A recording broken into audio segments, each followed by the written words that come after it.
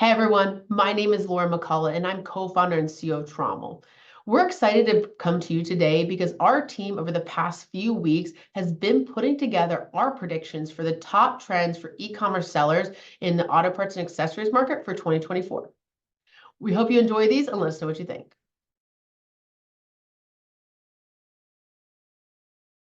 All right, first up, we have niche targeting and long tail SEO. So what does this mean? Well, we really feel that gone are the days of these mass catalog approaches where you throw 300, 400,000 items that might be drop shipped on your website and see what sticks. The reason for that is because it is getting incredibly expensive to be competitive on these massive keyword searches within Google. You can't just compete on car parts anymore or truck parts or off-road suspension parts even. You have to be focused on niche keywords. And you also have to be focused on the keywords that are used by your target buyer, because someone who's in the DIY market versus someone who's in the performance racing market is going to use very specific terms, and they're also going to need to see specific content within your site that relates to who they are as a buyer.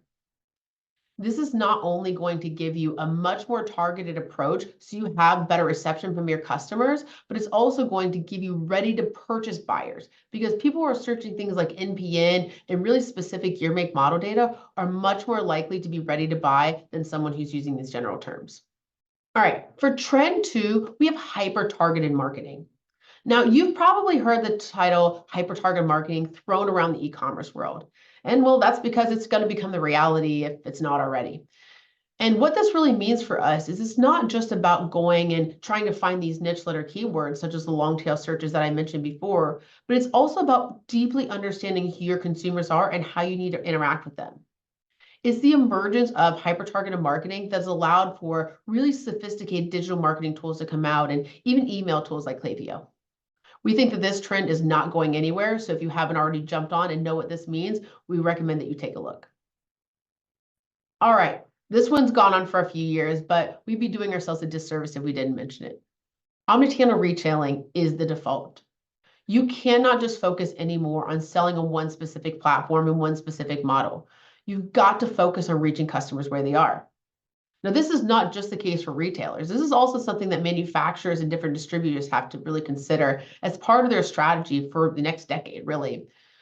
What is it going to look like for a consumer to find you, for them to come back to you? This might be a hybrid of different selling channels online, but it's also going to help you understand how retail, service departments, and even partnerships might work into your e-commerce strategy.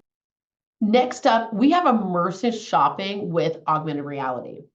Now, it's been a few years now since we started seeing cool things on our phone pop up where we can change the paint color on a wall or see what a sofa might look like in our living room. But now this technology is going to be coming over to the auto parts and accessories market. And especially if you are in the accessories category, we highly recommend that you start reviewing this technology. Customers are no longer just going to be willing to make these thousands of dollars purchase online and see how it's going to affect them. If you're doing lighting, grill plates, even wheels, you've got to understand the importance of augmented reality and how that's actually going to be incorporated into the consumer shopping experience. And specifically, how you're going to be incorporating AI within your operations. Now, AI gets thrown around a lot, but there's a good reason for it. It's actually creating a lot of efficiencies within our market. We're seeing companies being able to use this to create better content and listing descriptions, and even to find better ways to engage with their customers through customer service. But this is just the beginning. This is a huge efficiency tool, and it's going to be used by the broader market. So if you're not going to be able to adopt this, you're going to be left behind, because it's really going to start impacting your costs and make it difficult for you to be competitive with others within the market. There's tons and tons of AI tools out there, and we can do an entire video or probably series of video on this alone. But if you're not already investing in this option, make sure you're taking a look. Next up, we have subscription services. We all struggle through the highs and lows of revenue peaks. And for some markets, there's really nothing you can do about this. But what we're predicting for 2024 is that more and more sellers are going to be looking at subscription options. This is going to happen on the aftermarket side, things that are going to need naturally renewed anyways. But it also has some roles in power sports, performance, and even the heavy duty market. If you can understand a way that you can incorporate subscription services into your business operations, not only does this give you a reliable revenue stream, but it's also going to greatly extend the lifetime value of your customers because they're going to maintain that relationship with you for significantly longer, and you're not going to have to invest nearly as much in bringing them back through your own marketing dollars. Engaging with customers through social stores. We've all done it. We've all seen the ads on TikTok, Instagram, Facebook. Now, these are not little niche markets anymore that we thought that they used to be. This is actually becoming a reliable way that consumers are buying products. We've seen it skyrocket in fashion, gadgets, consumer electronics, but it's going to start taking its place in auto. We're an industry of enthusiasts, and we love to see content match with our buying experience. And honestly, there's no one who can do that better than stores like TikTok. If you have not incorporated TikTok into your strategy yet, I highly recommend that you take a look about how you might consider this platform for 2024. We continue to see a major role in data governance. We're so fortunate in this industry to have organizations like SEMA and AutoCare that have really created some standards for how we share product and fitment data across different vendors, distributors, and retailers. And in 2024, this is only going to be further amplified. As more and more products come on the market, it's going to be the default that you not only have proper data, but you're meeting the standards set out by these organizations. If you have not taken a look at some of the ACPN's standards that they have for ACEs and PIEs data, this is something you're going to want to jump on. There's tons of consultants out there that can help you with this, and please let us know if you need help getting in touch. Next up, we've got B2B online sales.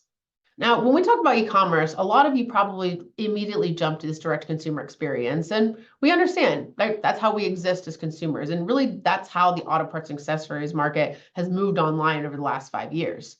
But that's not going to be the case anymore. It is going to be a requirement for you as a manufacturer, as a distributor, to have a streamlined digital commerce experience for B2B customers. And this isn't just for service shops. This is actually going to be the default of how people are buying and purchasing products. We're fortunate to have amazing platforms, things like BigCommerce and Magento, that are really making a streamlined experience between these on the marketplace side. But there's a lot of work to be done to get this properly set up for your store. Again, if you're not already making these investments, we highly recommend you take a look. Last up, we're going to see a rapid focus on bottom line growth. As we moved online, we saw people focus on just growing revenue at all costs. But as we mentioned with rising ad fees and the need for hyper-targeted marketing, we now have to start really looking at the efficiencies within our business. We cannot just keep focusing on top line as an industry. This is caused, as we see a lot of bankruptcies, it's really caused a lot of companies to go out of control. And we know it's hard. We know it's hard to understand how to match up all your sales and cost data. But if you don't have efforts specifically dedicated to understanding how much you're making on every order, this is going to start to cost you major money because there's a million ways that profits can be leaking out of your business, and understanding those is the only way you're going to be able to keep up with your competitors. We hope this list was helpful. Thanks so much for taking your time today, and let us know if you have any feedback.